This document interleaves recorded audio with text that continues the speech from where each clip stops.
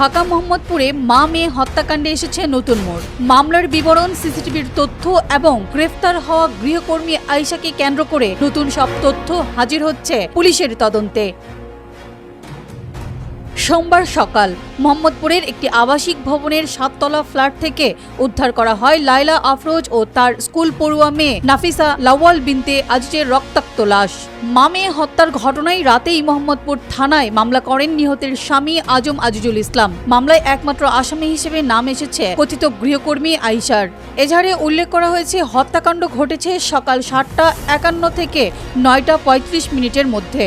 আজিজুল জানান, সকালে কর্মস্থলে যাওয়ার পর বহুবার স্ত্রীকে ফোন করেও পাননি। বেলা 11টার দিকে বাসায় ফিরে দেখেন স্ত্রী গলাকাটা অবস্থায় পড়ে আছেন। মেয়ে গুরুতর জখম হয়ে ফটকের কাছে পড়ে থাকলেও হাসপাতালে নেওয়ার পর মারা যায়। সিসিটিভি ফুটেজে দেখা যায় আয়েশা সকাল 7টা 51 মিনিটে বাসায় ঢোকে। এর 1 ঘন্টা 40 মিনিট পর 9টা 35 মিনিটে বেরিয়ে যায়। তবে বোরখা পরে নয়, নিহত মেয়ের স্কুল ড্রেস পরে বের হওয়ার সময় তার হাতে ছিল একটি ব্যাগ।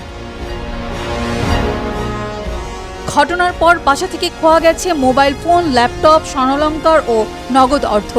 মাত্র 4 দিন আগে গৃহকর্মীর কাজ নেয় ওই তরুণী, কিন্তু তার দেওয়া তথ্য, নাম, ঠিকানা কিছুই সঠিক ছিল না।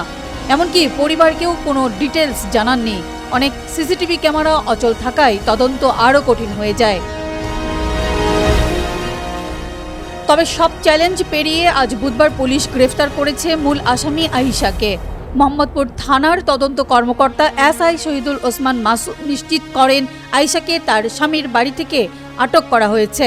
এখন চলছে জিজ্ঞাসাবাদ। হত্যার মোটিভ, পরিকল্পনা এবং আরও কারো সম্পৃক্ততা আছে কিনা এসব খোঁজ করছে পুলিশ।